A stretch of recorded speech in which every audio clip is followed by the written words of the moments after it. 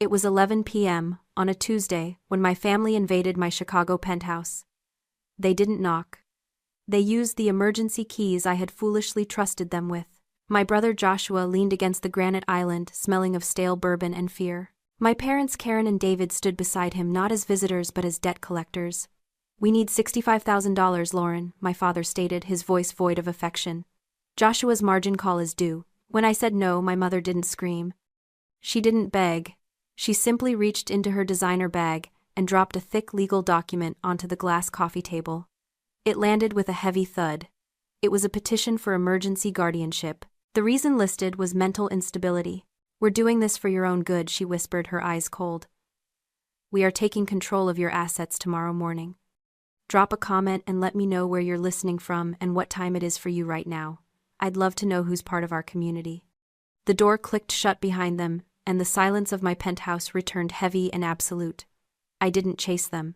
I didn't throw the vase of white lilies against the wall. I simply walked to the door and engaged the deadbolt. Then I engaged the secondary security lock I had installed 3 months ago when Joshua first started asking about my bonus structure. I walked to the kitchen island where my mother had left the petition. I didn't read it yet. I didn't need to. I knew what it was. It was a declaration of war disguised as a legal pleading. I poured myself a glass of ice water. My hands were steady. The condensation on the glass was the only thing sweating in that room. I took a long drink, feeling the cold slide down my throat, numbing the part of me that wanted to be a daughter, leaving only the part of me that was a senior architect. Architects don't panic when a load-bearing wall cracks. We evacuate, we shore up, and we redesign. I carried my laptop to the dining table and sat down. The city lights of Chicago blinked outside, indifferent and beautiful. It was 11:15 p.m. The courts opened at 9 a.m. I had 9 hours and 45 minutes to turn my life into a fortress. I started with the credit bureaus, Equifax, TransUnion, Experian. I initiated a total security freeze on all three. No one could open a credit card, a loan, or a utility account in my name without a PIN that only existed in my head. Click, frozen. Click, frozen. Next, the banks. My parents had my old passwords. They had my social security number. They knew the name of my first pet and the street I grew up on. I logged into my primary checking account. I changed the password to a string of 30 random characters. I updated the security questions. Mother's maiden name, I changed the answer to the serial number of my laptop. Name of first elementary school, I changed it to the chemical formula for concrete. Then the liquidity. I couldn't leave my cash where a temporary court order might reach it easily. I opened a high-yield holding account I had set up years ago for a potential firm buy-in, an account they didn't know existed. I initiated a wire transfer for 90% of my liquid assets. The screen asked for confirmation. "Are you sure you want to transfer $112,000? I hit enter. The progress bar loaded. Green, complete. I didn't stop there. I logged into my company's payroll portal. I removed my direct deposit information. If they managed to freeze my main account tomorrow, my next paycheck, $8,200, would not land in a trap. It would sit safely in payroll until I directed it elsewhere. By 12:03 a.m., I had digitally vanished. I was a ghost in my own financial life. I sat back, the blue light of the screen illuminating my face. I looked at the guardianship petition again. They wanted to paint me as incompetent. They wanted to tell a judge I was manic, reckless, unable to manage my own affairs. I looked at the logs of my activity, precise, methodical, ruthless. This wasn't mania, this was a hostile takeover defense. I wasn't their little girl anymore, I was a sovereign nation, and I had just closed my borders. The Chicago wind howled against the reinforced glass, a low, constant moan that usually soothed me. Tonight it felt like an echo of the silence in the room. I opened a new spreadsheet. I labeled it, Family Liabilities. My finger hovered over the keys. I started typing. Joshua's DUI, 2019, $12,000. Mom's emergency cruise, 2021, $8,000. Dad's country club, arrears to avoid expulsion, 2022, $15,000. The list grew, row after row of bailouts, loans, and investments that were never repaid. The total at the bottom of the screen blinked back at me, $214,000 over 7 years. Why did I pay it? Why did I keep writing checks while they called me cold, ungrateful, distant? It wasn't because I was generous. It wasn't because I loved them, not really. It was because of the invisible chain. They chain them to a stake when they are small. The baby elephant pulls and pulls, but it isn't strong enough to break the chain. Eventually it stops trying. It learns that it is trapped. Years later, when the elephant is fully grown and powerful enough to rip the stake out of the ground with a single tug, it doesn't. It stays put because it still believes it is weak. That was me. My parents had trained me since I was 6 years old that my worth was transactional. Good grades earn dinner. Silence earns peace. Money earns a momentary pause in the criticism. I wasn't writing checks to help them. I was paying a ransom for my own existence. I was the grown elephant terrified of a tiny wooden stake, believing that if I stopped paying I would cease to matter. I looked at the petition on the table. Mental incompetence. The chain snapped. I wasn't the baby elephant anymore.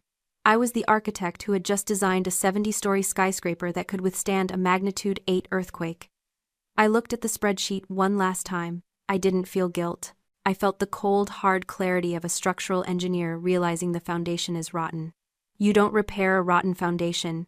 You condemn the building. I closed the laptop. The sun was starting to rise over Lake Michigan, painting the water in shades of steel and blood. I picked up my phone. I had one call to make before the courts opened. Not to a doctor, not to a therapist. I dialed Aunt Lisa. My phone began to vibrate at 7 a.m., a persistent angry buzz against the sleek surface of my desk. I didn't answer. I watched the notifications stack up like bricks in a wall. Joshua, Karen, David. Then the extended family. Aunt Sarah wrote, "Honey, your mom says you're having a breakdown. Please call us." Cousin Mike wrote, "Dude, you okay? Josh said you threatened to hurt yourself." I scrolled through the messages, my expression flat. This was the offensive. They were painting the narrative before I could even step into the courtroom. They were weaponizing my silence, turning my competence into mania and my boundaries into paranoia. I opened a voicemail from my father. It was time-stamped at 2 a.m. His voice was thick, slurred slightly by what I assumed was Scotch. "You think that money is yours, Lauren, who paid for your piano lessons, who drove you to math camp. That money is mine. It's a return on my investment. You don't steal from the people who made you." I saved the voicemail. I backed it up to 3 different cloud servers. I sat there staring at the audio file, and for the first time I truly understood the math. To most people, a child is a person. To a narcissist, a child is an asset class. They don't see autonomy, they see equity. My salary wasn't my earnings. It was their dividend. My refusal to pay wasn't a boundary. It was a breach of contract. They genuinely didn't believe they were stealing. They believed they were liquidating an asset they owned. The realization didn't hurt. It cauterized the wound. It burned away the last lingering hope that maybe, just maybe, they were worried about me. They weren't worried. They were just afraid their stock was crashing. I picked up my phone and dialed the number for the only person in my family who had been excommunicated for bad investments. Aunt Lisa. "I was wondering when you'd call," she said, her voice dry as parchment. "They filed for guardianship," I said. "I know," she replied. "Your mother posted a prayer request on Facebook for your mental health crisis 20 minutes ago. Be at my office in an hour. Bring coffee. Black." Aunt Lisa's office was not a home. It was a weapons silo disguised as a forensic accounting firm. Located on the 42nd floor of a steel spire in the Loop, it smelled of ozone-burnt coffee and billable hours. I walked past the reception desk. The receptionist didn't ask for my name. She simply buzzed me through the frosted glass doors. Lisa was waiting. She stood by the window looking out at the same gray skyline I had stared at the night before. She didn't look like my father's sister. She looked like a predator who had eaten the rest of the litter. She wore a charcoal suit that cost more than my first car. She didn't hug me. She didn't offer a platitude. She pointed to the leather chair opposite her desk. "Let me see it," she said. I slid the guardianship petition across the mahogany desk. She put on her reading glasses and flipped through the pages. The silence in the room was absolute. I watched her eyes scan the legal lies. Manic, reckless, danger to self. She laughed. It was a dry, sharp sound, like a branch snapping in winter. "Incompetence," she muttered. "They're claiming the woman who manages $100 million construction budgets can't balance a checkbook." She tossed the file back onto the desk. "They're desperate, Lauren. Narcissists don't go to court unless they've run out of other options. They hate records. They hate judges. They hate anything they can't charm or bully." "They want the money," I said. Joshua owes $65,000. No, Lisa said, leaning forward. Her eyes were hard. If they just wanted $65,000, they would have guilt-tripped you for 6 months. They would have sold the boat. They would have borrowed against the house again. Filing for guardianship is a nuclear option. It invites scrutiny. It invites the state into their finances. She pressed a button on her intercom. Send in the team. 2 minutes later, 3 associates walked in carrying laptops. They didn't look like accountants. They looked like hackers in Brooks Brothers suits. Lisa stood up. She walked to the whiteboard. We aren't just defending you against a competence claim, she announced. We are performing a hostile audit. If David and Karen want to tell a judge that they are the responsible parties and you are the liability, we are going to open their books. She turned to me. I need everything you have access to.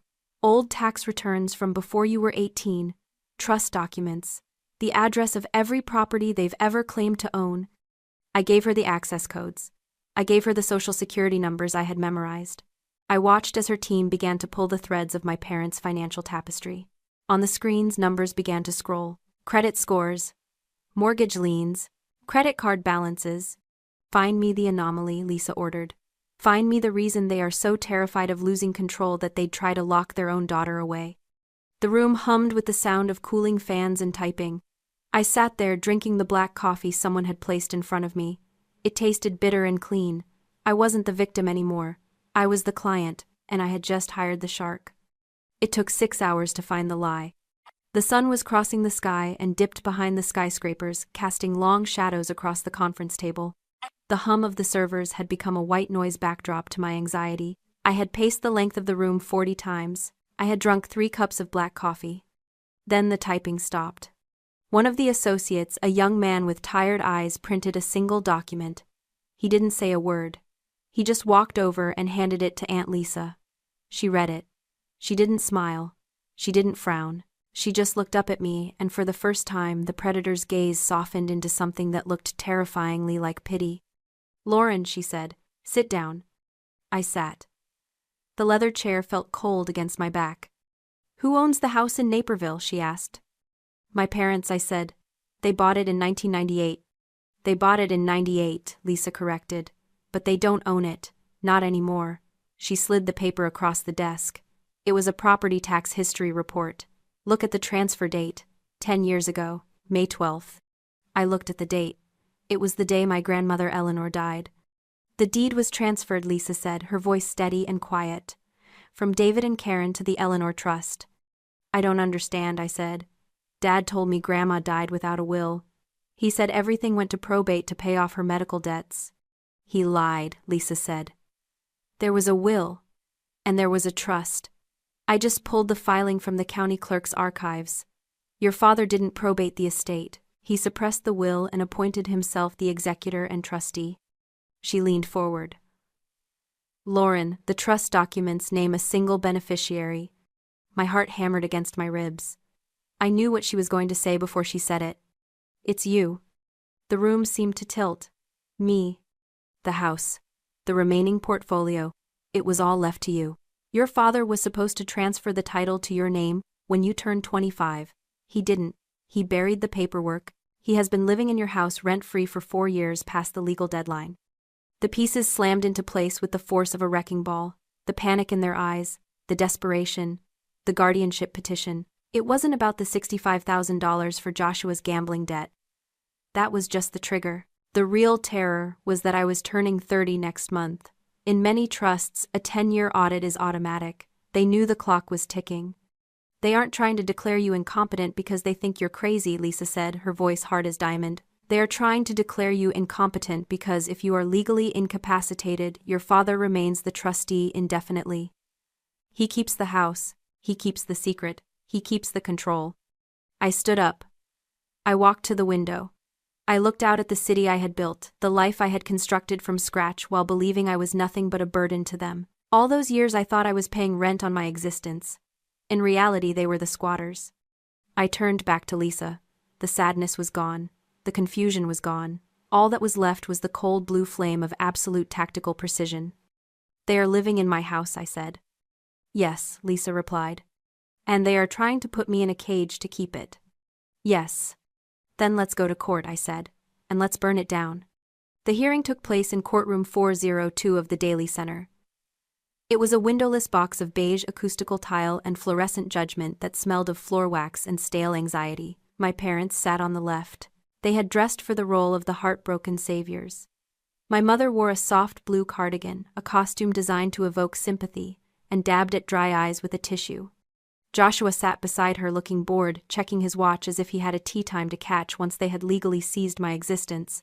Their lawyer, a man named Sterling who wore a suit that cost more than my first year of college tuition, began his opening statement. He painted a picture of a tragic decline. He used words like unhinged manic spending and paranoid delusions. He told the judge that my sudden freezing of assets was proof of a break from reality, a cry for help from a woman who had lost her grip. I sat with my hands folded on the table, my spine pressed against the hard wood of the chair. I didn't flinch. I watched them perform. It was a play and they were terrible actors, but the script was dangerous. Aunt Lisa leaned in close to me. Her voice was a low steel whisper that cut through the drone of the opposing counsel. "Look at them, Lauren," she said. "Really look at them.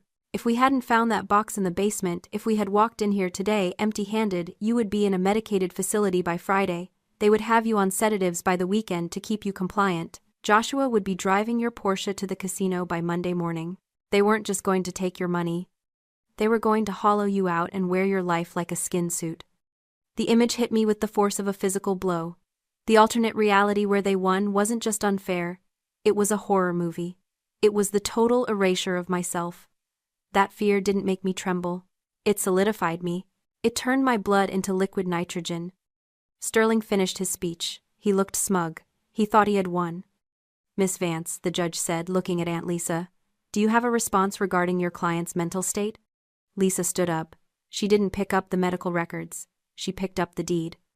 "Your Honor," she said, her voice projecting to the back of the room, "we are not here to discuss my client's mental state. We are here to discuss the petitioner's criminal intent. We move to dismiss this petition on the grounds of unclean hands and fraud upon the court." The judge frowned. "The petitioners claim they are concerned parents," Lisa continued, walking toward the bench. "In reality, they are squatters who have been illegally occupying my client's property for 10 years. She placed the documents on the judge's bench. The silence in the courtroom was sudden and absolute. It was the sound of all the oxygen being sucked out of the room. "Exhibit A," Lisa said, "the last will and testament of Eleanor Vance, suppressed by the petitioner David Vance. Exhibit B, the deed to the property at 1412 Oakwood Drive. The property is held in trust. The sole beneficiary is the respondent Lauren Vance. The petitioners have been concealing this asset to live rent-free in a multi-million-dollar home that belongs to the woman they are trying to declare incompetent." I watched the judge read. I saw his eyebrows knit together. Then I saw his face harden. He looked up from the papers. He looked at my father. My parents' faces turned the color of old ash. The smugness vanished from Joshua's face, replaced by the slack-jawed realization of a man watching his meal ticket burn. "Mr. Sterling," the judge said, his voice dangerously quiet, "are your clients aware that they are currently residing in the respondent's property without a lease while hiding her inheritance?" Sterling stammered. He looked at my parents. He saw the guilt written in their panic. He closed his briefcase. "Your Honor," Sterling said, "I was not informed of this. Petition for guardianship is dismissed with prejudice." The judge banged the gavel. It sounded like a gunshot. "Furthermore, I am referring this matter to the state's attorney's office for an immediate investigation into trust, fraud, and perjury. Get out of my courtroom."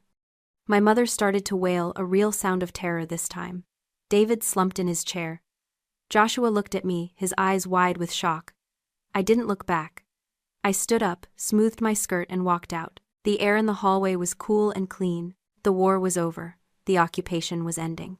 I didn't go out for champagne to celebrate. I drove to Naperville. The house loomed at the end of the cul-de-sac, a sprawling monument to their deception. It looked different to me now. It wasn't my childhood home. It was a crime scene. I walked up the driveway. I didn't ring the doorbell. I didn't need to. I owned the door. My father opened it before I could reach the handle.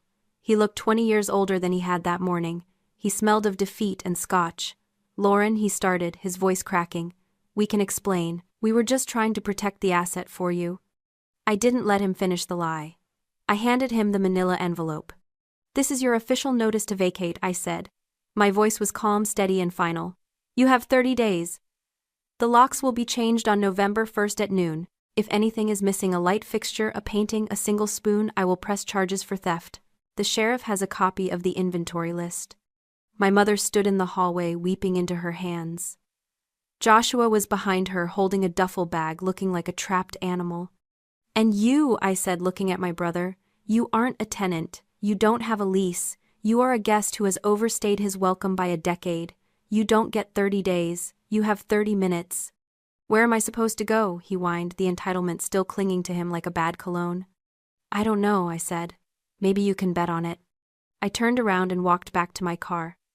I didn't look in the rearview mirror as I drove away. I didn't feel sad. I felt the specific weightless sensation of a structure that has finally been stripped of its dead weight. Back in my penthouse, the city was quiet. The wind off Lake Michigan had died down. I sat at my desk and opened my laptop one last time. I pulled up the spreadsheet. Family liabilities, $214,000. I looked at the number. For years, that number had been a chain.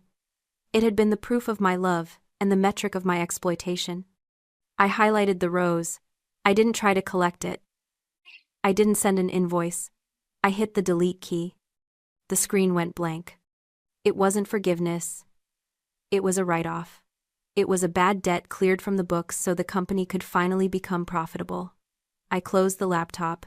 The silence in the room wasn't lonely anymore. It was peaceful.